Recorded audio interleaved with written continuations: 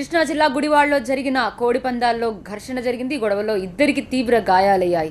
దీంతో వారిని దగ్గరలోని ఆసుపత్రికి తరలించారు. ఈ ఘర్షణతో ఒక్కసారిగా గుడివాడలో ఉద్రిక్త పరిస్థితి ఏర్పడింది.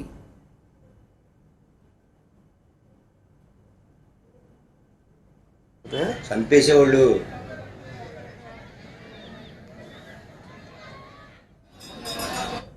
గుడివాడ మున్సిపల్ చైర్మన్ యలపర్తి శ్రీనివాసరావు ఆధ్వర్యంలో జరుగుతున్న కోడి పందాల్లో ఈ ఘర్షణ జరిగింది.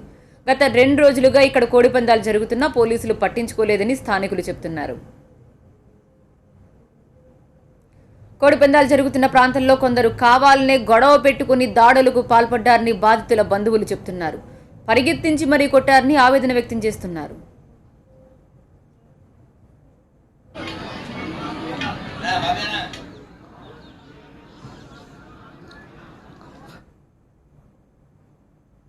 కృష్ణా జిల్లాలో కోడి పందాలు ఒక ఘర్షణకు ప్రధాన కారణంగా మారాయి. ఈ గొడవలో ఇద్దరు తీవ్రంగా గాయపడ్డారు. దీంతో వీరిని వెంటనే దగ్గరలోని ఆసుపత్రికి తరలించారు. ఒక్కసారిగా గుడివాడలో ఉద్రిక్త వాతావరణం ఏర్పడింది. గుడివాడ మున్సిపల్ చైర్మన్ యలపర్తి శ్రీనివాసరావు ఆధ్వర్యంలో జరుగుతున్న కోడి పందాల్లో ఈ ఘర్షణ జరిగినట్టుగా తెలుస్తోంది. గత 2 రోజులుగా ఇక్కడ కోడి పందాలు జరుగుతున్న పోలీసులు పట్టించుకోలేదని స్థానికులు చెబుతున్నారు.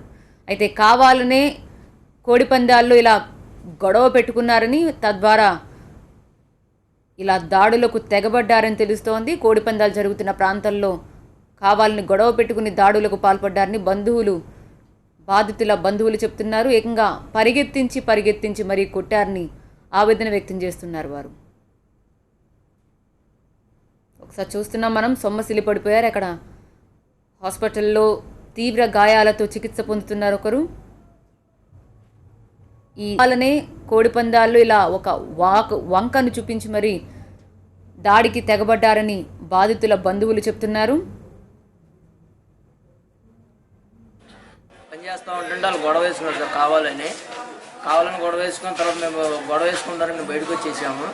బయటకు వచ్చేసిన తర్వాత నరసింహ ఆయన పట్టుకుని కొట్టేశారు సార్. వాళ్ళు గొడవ అంటే ఆయన ఇక్కడ మరి నరసింహ గొడవ వచ్చింది మనకు తెలుసు సార్. అది మాకు గొడవ మాత్రం బిల్లు కొట్టుకుంటున్నారు సార్ వాళ్ళు. మేము ఆపితే మా మీదకి వచ్చేసారు. ముందు మేము బిల్లు సరి చేస్తూ ఉంటుంటే మా మీదకి వచ్చేసారు సార్. ముందు మమ్మల్ని కొట్టారు.